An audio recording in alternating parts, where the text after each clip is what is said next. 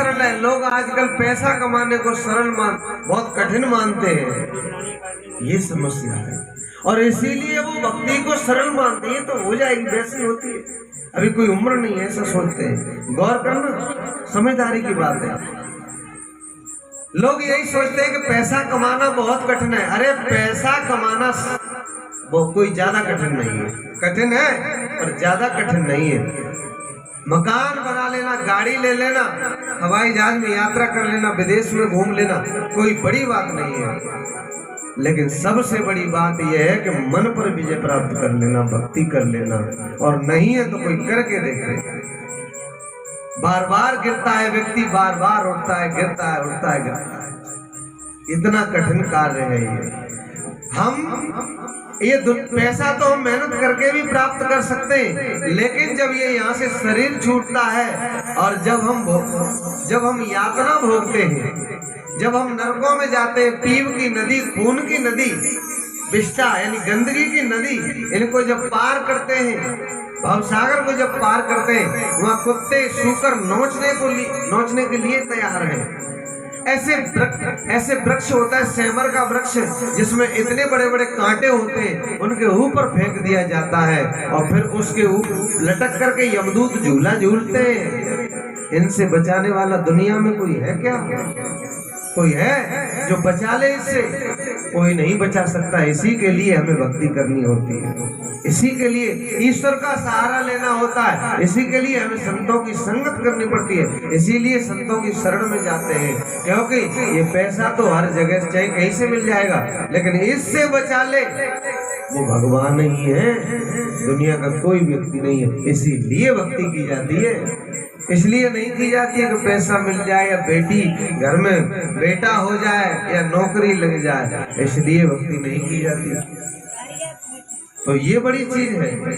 इस चीज को जान करके, और हम अनजान बड़े बने हुए तो ना समझी ही तो है, बच्चे ही तो हैं, अभी बहुत बच्चे हैं। इसलिए किसी विद्वान ने बड़ा अच्छा लिखा है, बहुत सुंदर कहा है किसी ने।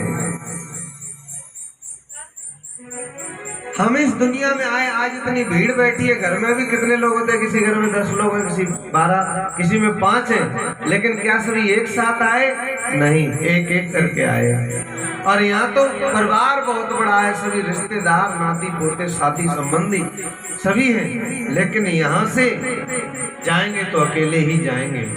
आज इतनी भीड़ है, लेकिन जब हम जाते हैं तो एक एक करके जाते हैं। तो किसी ने बड़ा सुंदर लिखा है, जिंदगी में हजारों का मेला जुड़ा, जिंदगी में हजारों का मेला जुड़ा, हंस जब जब उड़ा तब अकेला उड़ा, हंस जब जब उड़ा तो अकेला उड़ा, हंस जब जब उड़ा तब अकेला उड़ा।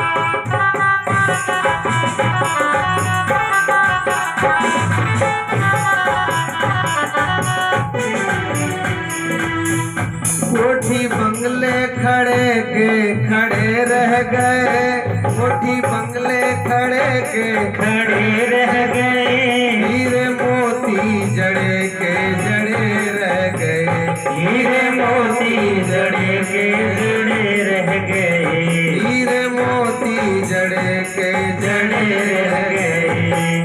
कमाया था धन, जो कमाया था धन लोभ और पाप से, जो कमाया था लोभ प्रभु पापों से। सब यहीं पर पड़े रह गए, सब यहीं के यहीं पड़े रह गए।